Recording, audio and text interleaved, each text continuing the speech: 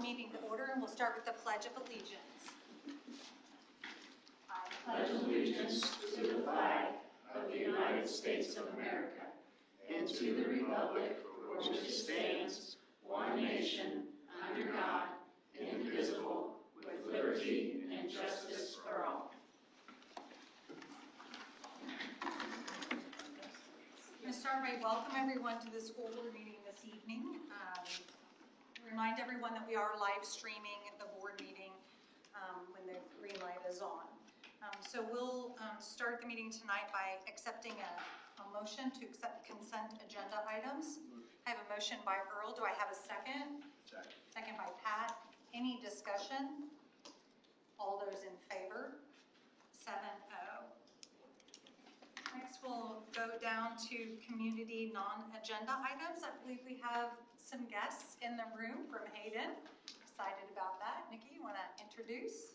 Mr. Hartwell, would you like to introduce who you brought with you this evening? Absolutely. So I have a tough time getting some kiddos here because there's ball games and everything going on. And Oakley here, I want to brag about her in a second. Oakley Robinson's here to sing for us tonight. We're so excited to introduce you and tell you about the Hayden musical, the spring musical. We do it every year. Mr. Stoner does an excellent job with it. And when we talk about a kids musical, you think of a cute kids musical, but this is professional. We have professional lighting and sound. It is top notch. I really do believe it's one of the best you'll ever find for little kids doing a musical 5th and 6th graders. And they do it all from the working in the crew in the background to the singing and the acting as well. Mr. Stoner, actually, I'm going to brag about him for a second. He wrote this Disney Dreamland. He wrote this, and so it's very impressive that he took the time to do this. The kids are excited about it, and now it's time for me to brag about Oakley here. Oakley, as of yesterday, did not know she was going to be coming to sing this because she already had said no about this because she had volleyball practice. And I had sent a text to Carrie and said, Carrie, I can't find anybody who can come sing. And she goes, you got to find somebody. And so I called Oakley back in. I said, I'm begging you. I called Mom. And it all worked out. So she went from today. She had science I learned today, which is one of the toughest tests. It's a rough one today. Had musical rehearsal after school today. Then went to volleyball, and from volleyball she's come here to sing for you tonight. So thank you, Oakley, for doing that. So we're going to show her off a little bit tonight and show you a little bit, give you a little taste of the musical. I'll let Mr. Stoner though talk about the musical just a second. It's going to be next weekend. We're going to talk about it, Mr. Stoner. He loves talking to people. Yeah, like Mr. Hartwell said, instead of purchasing a story that you may be familiar with, I wrote the story this year.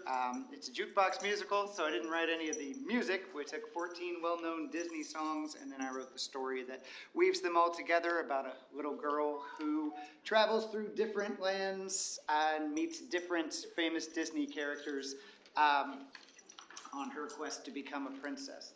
Oakley, as you may be able to tell by her outfit, you can see, plays that little girl's fairy godmother, and she sings this song from Pete's Dragon to our little girl in the show. You ready? Really quick before, the camera is at that end of the room, so maybe we could get up so that she could face the camera. It is live streamed, so we want to make sure that everybody has the opportunity then.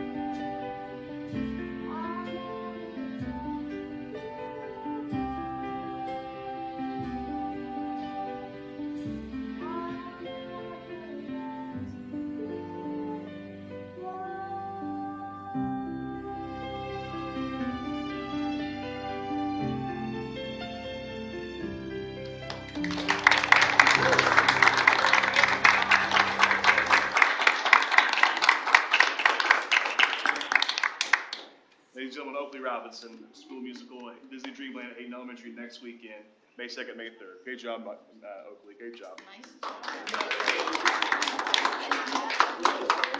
You and Mr. Stoner and Oakley, is that okay? You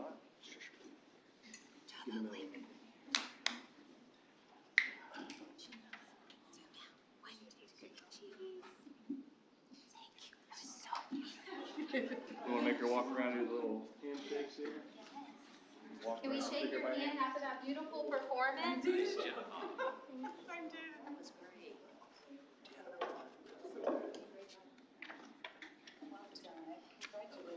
great. What about Mr. Hartwell? Is he going to sing for us? Laryngitis. I'm proud of you. Thank you, guys. Thank you for bringing Very her. proud of you. Way to go. Great Thank job. you. May 2nd and 3rd. Yes, so May 2nd and 3rd is 7 o'clock at night, Hayden Elementary, Disney Dreamland. We'll remind again at the end of the meeting. So that was great. I can't imagine at that age getting up in front of a group, let alone doing it at a musical, right, at the school. So that was wonderful. And I'm not sure what was more fun, watching her sing or watching him direct her. That was great. So wonderful. So the next thing on the agenda is to ask if anyone is present who would like to speak on any items on the agenda or any other topic. And I believe we do have someone here that would like to speak. Kim Sears? Yeah, do I just sit here? You can, either way, whatever you're comfortable with. Yeah. Amy and Mary would be too short to stand here. So, my name is Kim Sears, and I have numerous grandchildren throughout those schools. Literally, there is 15 in the schools right now. And there's been a lot of bullying, a lot of it. And the kids go to their counselor to say, hey, these kids are bullying me. In the process, when they go there, they're informed to, oh, just walk away. Or just ignore them. Or, well, they've got a crush on you. This is not the answer these kids want to hear. It's not giving them help. We are supposed to have a anti-bullying thing. 0 tolerance for bullying. These kids aren't getting this. They're not getting the help, and everybody wants to point fingers at the teachers or the parents or the grandparents or whoever is at home with them. But if they can't get the counselors to work with them, then why would they think that anybody else is going to help them? And when this first came about, the girls that was being bullied the most, which was one of mine, who has trichotillomania, so she has no hair, and she gets made fun of because she doesn't have the hair. And the boys were pointing at her and pushing her seats away from her. And they did go in and deal with it, the whole class, because they had some girls that were harassing her too. They went in and they brought them into the office and they talked to them with her. The boys at home, they didn't talk with boys. But the principal and the vice principal, they did get it taken care of. But this has been going on for months. And I didn't know about this. It went on last year. And I didn't know about this because she had already gone to the counselor and nothing was done. So in her eyes, that was the highest up person who was supposed to help because they were inside the school. And I love the counselor as a person, but she wasn't doing her job as the counselor for these kids in the 4th, 5th, and 6th grade. And that's not right. This is why we are supposed to have more participation because the kids need it from teachers, the parents, the grandparents, whomever is in the care of them, and the counselor. Because the counselor is the one at school that is supposed to help them, is supposed to be the one to get these kids and have a talk with them, the principal, whomever, the higher ups. And that way they can get a hold of the parents and say, hey, this is why your child's struggling, or a part of why you're struggling. Because the parents can't parents can't know anything if the kid shuts down because they're not getting the help at school. If they know this is happening at school, then parents and grandparents can help them.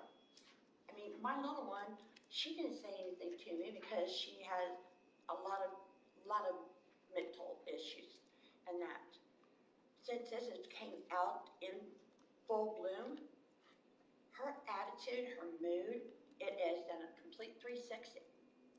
And it's because his daughter told him, and he called me, and I went straight to the school because that's what I did. I wanted it stopped. And as a community, we are supposed to work together to help kids. That's the way I did it. Everybody, it says it takes an army to raise kids. What happened to the army? Because it's not happening. I mean, our principal and vice principal, Mrs. Driver, they're awesome. But once they get into 4th, 5th, and 6th grade, they go to Mrs. Campbell. Like I said, amazing woman. I love her to death. But as a counselor, she's not doing her job. And then these kids are feeling like nobody cares. And they're being bullied on social media, the ones that have it. The kids that are bullying them at school are also bullying them on social media, and they're hearing about it or they're seeing it. Where is the help at school? And my 10-year-old had her teacher put on leave because there was numerous kids in her class that had been bullied. So apparently they felt that that was a class that was having problems, so therefore, she was part of the problem because she didn't see it. But the kids that had the problem have already gone to the council. And she was the teacher to 2 of my grandchildren in 6th grade. Never had a problem. She has been communicating to me about my 5th grader, because she's her teacher now, and she had my youngest one in 2nd grade. Never had a problem. She's always communicated with me, and I feel really horrible that she's the one that is on leave until all this is figured out. When I know what kind of teacher she was for 2 6th graders, and a 2nd grader, and all this, I know what kind of teacher she is, what kind of a person she is. She's very caring, and if she knew that there was bullying going on, she would have stopped it. And then we get told, as he did too, well, we can always put them in a different classroom so they're not with the kids that are bullying them. No, these bullies need to get suspended. That's what needs to happen. These bullies are bullying them, and they stop for a few days, and then they start back up.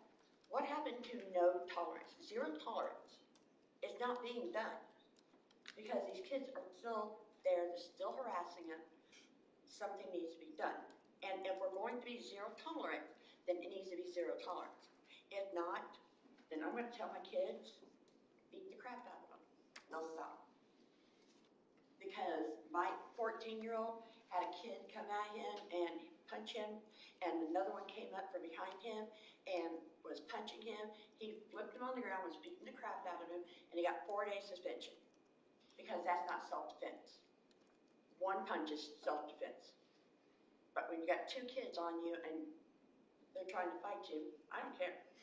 That's me beating the crap out of them is self-defense.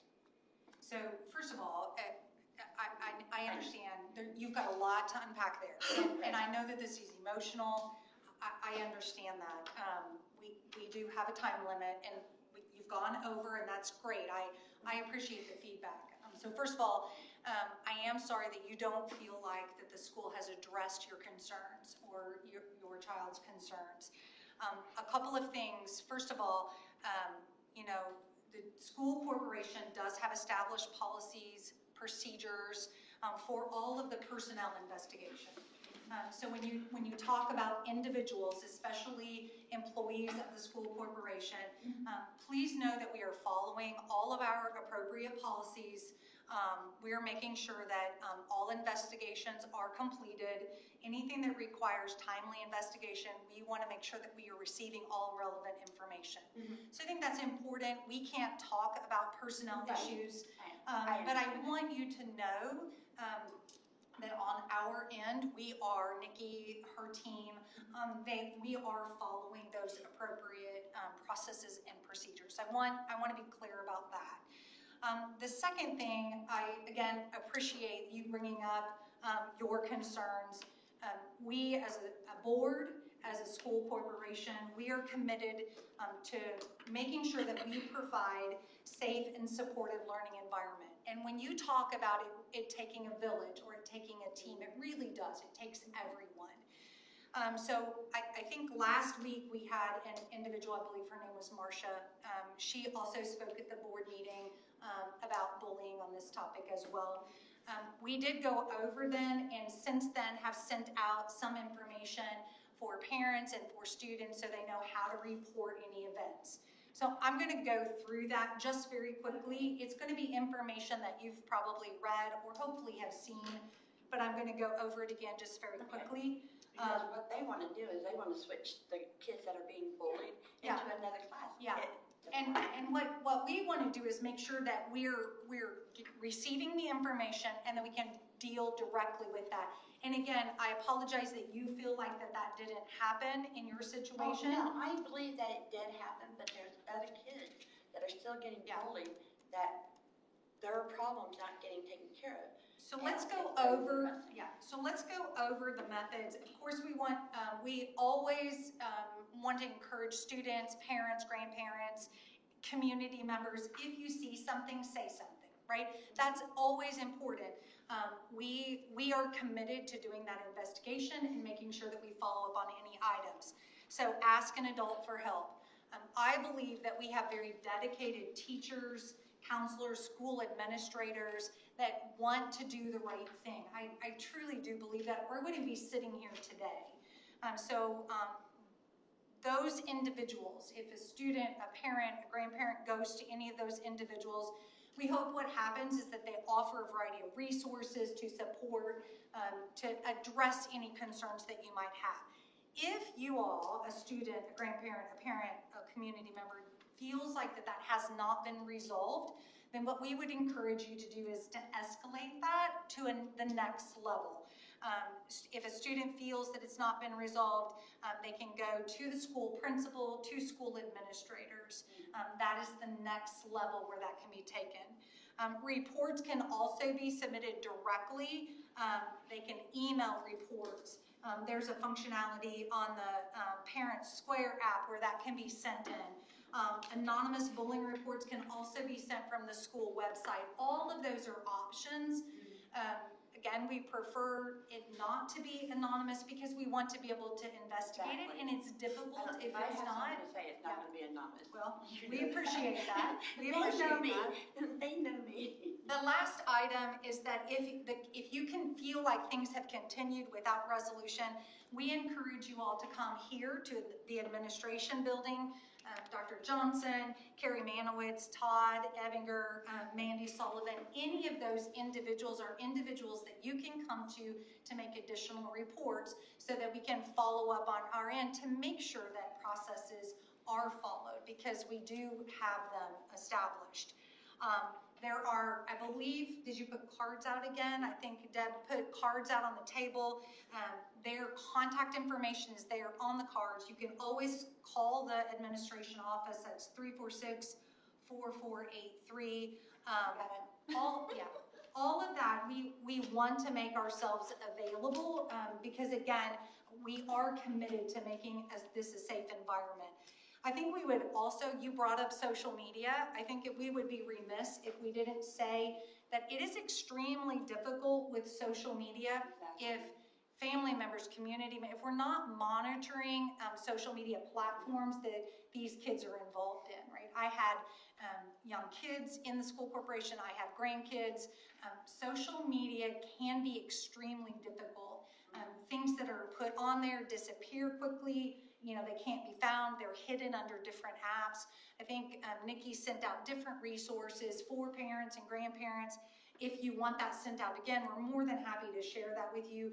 That's where we have trouble monitoring that. We can't monitor that for your children, right? That's where we need your help. And that's where it truly does become a team in making sure that we manage that. Again, if you have any questions, please reach out to Nikki and the team. We appreciate you being here tonight. We appreciate you bringing this forward. It is on our minds. It is important to us. And so I would just say thank you for coming and sharing. You Absolutely. know me, I've got a voice. Thank you. Contact And us Sherry, anytime. thanks again for And please send other parents our way. If Yes. they're talking to you and haven't been in, please encourage them to call Carrie or I. Please encourage other parents to call Carrie or I if they're talking to you but not coming in. If you can help Yeah. us with that, we'd appreciate Well, it. that's what I told him. I said, any of the parents that, are on, because we have an anti-bullying set up, and we have numerous parents that are, their kids. And we actually talked to Matt Miller yesterday, and I talked to him the day before, and then I met up with him yesterday, and we brought in my 5th grader, who was one that his daughter let him know about being bullied. And so she came in and she told him that there's only a couple that are still bullying her, and that since they had the big talk with the kids, and that, and I told him, I said, it's not just one 5th grade class, it's all the 5th graders and all the 6th grade classes. I said, I'd like for you to bring in my 6th grader, and that's so she could let you know some of the kids' names. And when she came in there, she was talking about, what was going on, who's going through it, and, and different things, and what they've heard. And, if you're in a relationship, there's going to be trouble with people making fun of you or doing this. That's not the reason. They're just little stinkers. Whether they're parents or not, they're little stinkers. And so he's like, because she gave a bunch of information on what's been done and said and stuff like that. And he's like, well, I'm glad that you guys communicate, because I had no clue how much there was going on. So, because I told him, it's not just one class, it's not just one group. This is numerous areas of the school that this is going on. So. Very good. Again, thank you for coming. Thank you for sharing. And again, encourage, if you are in a group on social media that other parents are involved in, please encourage them. Share this information. Encourage them to bring their concerns forward. Right, I will. Thank you. Okay, so we'll go down under old business. It looks like we have a program. This is very appropriate following that conversation. It's the Say Something program. Yes, so the next step in the process of approving the Say Something program would be your approval of our MOU with them to start the process. So this is the free app through Sandy Hook Promise, and we feel like it would be an upgrade in what we have available. It offers anonymous and not anonymous reporting, and it also includes self-harm, suicide ideation, bullying, and school safety. The really added feature to this is it is 24/7 and also connects to local law enforcement and help. So if there is an immediate concern and someone reaches out through the app, a student reaches out, they get immediate support. So asking for approval for the MOU so we can begin that process of onboarding the program for next school year. So moved. Second. Wow. Hey, I've got a motion by that's Pat. I've got a second by Mary Lynn. Is there any discussion? Hearing none. All those in favor? 7-0. Next under old business, we have a resolution for some property.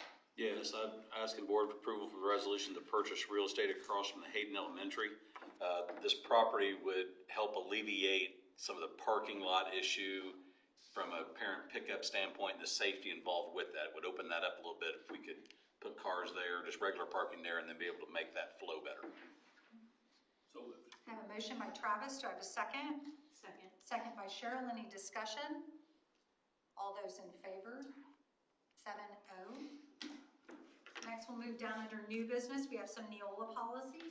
This is a first reading on a group of Neola policies that are all involved with AI use in the classroom. And so as AI is becoming more common in society, we need some policies to match its use and what's appropriate and what's not. So first reading, if you have any questions, please reach out. So we'll bring those back to the next board meeting. Next, under programs, we have Purdue University NMAC Design and Innovation. Thank you. It's a mouthful, isn't it? It is. I'm glad you said it and I don't have to.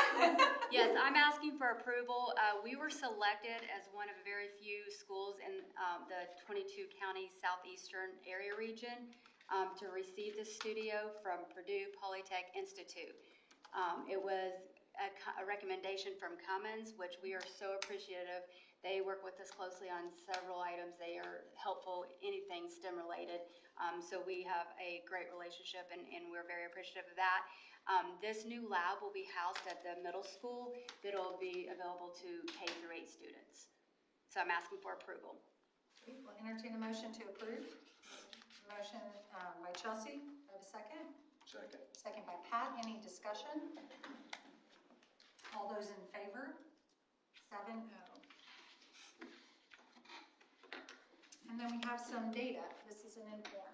Yes, so this is our annual results-driven accountability. So this is kind of our report card from the state in special education. So we'll go through just a reminder on how the state determines what group we're in.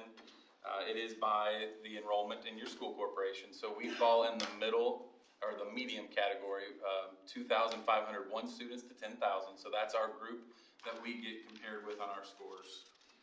The next slide, they take from top to bottom, they take all of the school corporations in that category, and the top 20% get 5 points, the next 20% get 4, and then so on, 3, 2, 1. So that's how they kind of rate how you're doing with your results.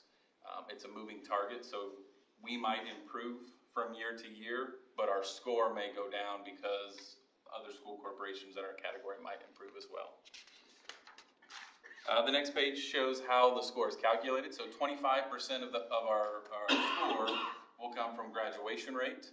20% of our score will come from our least restrictive environment percentage. And then 55% of the score comes from assessments, I Learn, I Read, and I Am. So on the next slide, this is data from the 23-24 school year. So in math, our students receiving special education who were approaching proficiency, we had 37.8% of our students approaching proficiency in math. That put us in the 3-point category, which is 40 to 60% in the state in our category. For English language arts, we were at 33.7%, which again put us right in the middle with that 3 score. Going over to the right, so this is the median student growth percentile. In math, we had 50, which put us at a 4, so in the top 40%. And then in English language arts, we had a 50 as well, which was a 4. Going down to the bottom row, for iRead 3, we had 79.4% of our students receiving special education support pass iRead. Our I Am score, this is the alternative assessment. And this score is a little different. This is, it's a federal cap of 1% can take I Am. So anything below 1% gets a 5. Anything above 1% but lower than the state average gets a 3. And anything above the state average gets a 1. So we were above the state average at 1.8% of our students testing took the alternative assessment. The next group is a percentage of students who graduated with a diploma. We had 82.6%, which was a 2.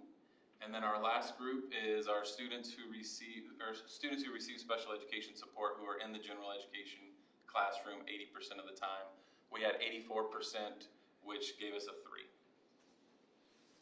So breaking that information down over the last 3 years,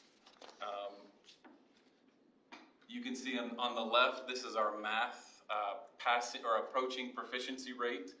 So in 21-22, we were at 29.1%. In 22-23, we jumped up to 31%. And then the 23-24 school year, we did jump up to 37.8%. So we had a big jump there. We still stayed in that 3-point range though. It looks like a lot of school corporations in our category made that jump as well. Looking at English language arts, in 21-22, we had a 30.3%. In 22-23, a 26.2%. And then in 23-24, we did jump back up to a 33.7%. So for the median student growth percentile, in 21-22, we were at a 40. In 22-23, a 49. And then 23-24, we jumped up to 50. For English language arts, we were at a 41 in 21-22. In 22-23, we jumped to a 43. And then in 23-24, we were up to a 50. So you can see there, that 21-22 year in English language arts, we actually went up from a 41 to a 43, but our score dropped. So that just kind of shows that it is a moving target. We're trying to make ourselves better in special education, but other districts are too, so we're trying to outperform the districts in our category. So for IREAD 3, in 21-22, we had 75% pass. In 22-23, we dropped to a 54 or 55.4%, but our score actually went up. And then in 23-24, we jumped up to a 79.4. For IAM, we did have an increase this year. We've been at 1.3% the last 2 years. We did jump up to 1.8%, which is really, when we look at the percentage, it's about 7 students were added to IAM from the previous years to this year with that small jump. Our graduation rate for students with or receiving special education, in 21-22, we were at 58.3%. 22-23, 71.8%, and then 23-24, it was 82.6%. And then the last one was our LRE code of 50, which is students receiving special education are in the general education at least 80% of the time. In 21-22, we were at 92.9%. 22-23, we were at 83.8%. And then 23-24, we were pretty steady with an 84%. So that's just the breakdown in a graph form. We can go to the next slide. So that was the results data. Other ways that we're graded is making sure that we are in compliance of all special education policies and procedures. And we were compliant in all areas. And then the last one is making sure that we have timely reports, making sure that all of our reports are turned in on time. And we were, if you want to go to the next slide, we were on time for all of our reports that we had to turn in. So the last slide here, this jumps and shows that in the past couple of years, we have been a level 2, which was targeted support. And we were working with some outside organizations that were coming in and helping us look at some of our instructional practices that are going on in the classroom, how we could decrease some of our special education percentage. We were also looking at just policies and procedures of when do students get dismissed from special education. And those are some things that we've been looking at. This year, we did jump out of targeted intervention. We are now at no support. We are level 1 this year. These two are not scored data points, but I thought it was, I just wanted to show the growth that our students are making. This is the proficiency gap. So this is the difference between all students approaching proficiency and our students receiving special education. So the lower the number is the better. So in 22-23 in math, it was 29.6%. And then in 23-24, that did drop to 25.3%. And then in the same in English language arts, it was 33.5 in 22-23, and that did drop to 29.4 in 23-24. So that proficiency gap is closing between all students and our students receiving special education support. One of the things that we've kind of been talking about is our special ed percentage has increased with our enrollment going down. Our special ed numbers have increased. So this was the first year in about 5 years, 6 years, where our number did go down. And I think that's with some of the practices that we're putting in place, some of the conversations we're having with parents and things like that, we are starting to see that number come back down.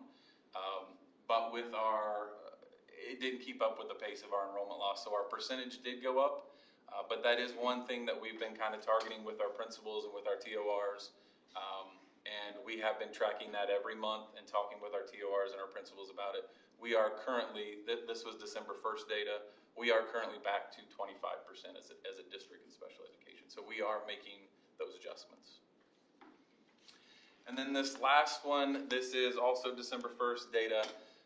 This breaks it down by the schools, and then it also breaks it down by the 13 special education eligibility areas that they could qualify for special education support. The big thing to look at here is from 2018 to 2024, we have doubled the amount of students receiving support through autism, through the eligibility of autism.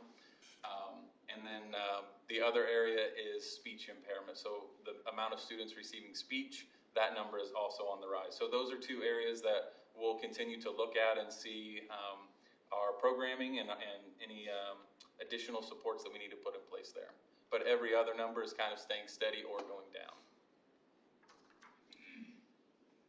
There was a lot of data there, but any questions that you might have? I would call out to celebrate all of our special education staff. They have worked tirelessly since the pandemic to make sure that all of our student groups, including special education, recover from any academic loss during pandemic time. And it is clear to see in this year's data that we are back or better than what those numbers were in most categories for pandemic achievement. And so that is just a testament to the hard work that they've been putting in. The other thing I would add is seeing that graduation rate for students with disabilities rise so rapidly, and it's just a testament to a lot of hours of hard work and partnerships with parents and kids, and just very proud of everyone. And Nikki, I was going to call it the same thing. I mean, when you look 21 to 22, 58.3% up to 82.6% for graduation, that's very impressive. And I know that takes everybody working, but that's great progress. Does anyone have this is an informed item, does anyone have any additional questions for Todd? Okay. So we'll move down under professional staff. It looks like we have one recommendation. Yes, please. Asking for approval for Rebecca Driver to be employed as a unified assistant track coach. So I have a motion by Mary Lynn. Do I have a second? Second. Second by Cheryl. Any discussion? All those in favor? 7-0. Next, we'll move down under support staff. We have a permission to post. Would you like me to read it? Okay. Permission to post one kitchen manager position, please, for the summer food program.